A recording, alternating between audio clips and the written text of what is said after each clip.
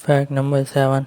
वैज्ञानिकों के अनुसार चांद, सूर्य और पृथ्वी की उम्र 5 बिलियन वर्ष तक है। Fact number 6। सूर्य ग्रहण पूरे ब्रह्मांड में केवल धरती पर ही होती है। Fact number 5। एक अनुमान के अनुसार हमारे जीवन के लगभग 25 साल सोने में ही निकल जाते हैं। Fact number 4। कांच को सड़ने में 4000 वर्ष लगते हैं। Fact number 3। बतख कभी भी बिना सिर हिलाए चल नहीं पाती। Fact number 2।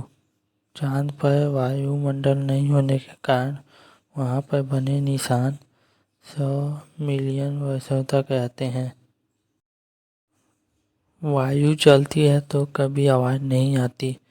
वह आवाज़ तब करती है जब किसी वस्तु से टकराती है।